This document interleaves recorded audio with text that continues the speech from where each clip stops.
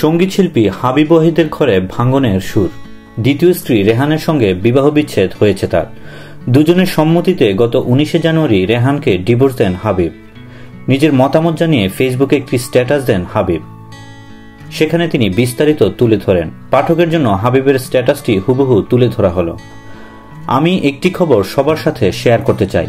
গত 19 জানুয়ারি 2017 দুর্ভাগ্যক্রমে আমার এবং রেহানের সমঝোতামূলক বিবাহ বিচ্ছেদ হয়।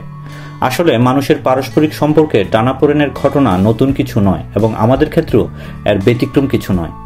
বিগত 5 বছরে আমরা একে অপরকে জানার সময় পাই এবং ক্রমেই বুঝতে পারি যে আমাদের লাইফস্টাইল ভিন্ন এবং এক পর্যায়ে আমরা দুজনেই এটা উপলব্ধি করি যে আলাদা হয়ে যাওয়াটাই আমাদের দুইজনের শান্তিপূর্ণ জীবনযাপনের জন্য সবচেয়ে উত্তম সমাধান। আমাদের একটি পুত্র সন্তান আছে যার নাম আলিম ওয়াহিদ এবং অবশ্যই তার উজ্জ্বল ভবিষ্যৎ এবং সুন্দর মানসিক বিকাশের কথা সর্বাধিক গুরুত্ব সহকারে বিবেচনা করে আমি সবসময় চাইব আমার ও রেহানের মধ্যে সবসময় একটি পারস্পরিক সম্মানজনক ও বন্ধুত্বপূর্ণ সম্পর্ক বজায় থাকুক।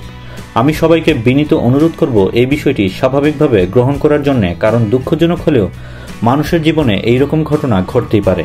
সেই সাথে আমি সবাইকে এটাও বিনীত অনুরোধ করব এই ঘটনাকে কেন্দ্র করে কোনো অতিরঞ্জিত ও মুখরোচক সংবাদ প্রচার করা থেকে বিরত থাকার জন্য। সবাইকে ধন্যবাদ। দেশ বিদেশের নিত্য নতুন খবরাখবর জানতে সাবস্ক্রাইব করে আমাদের সঙ্গেই থাকুন।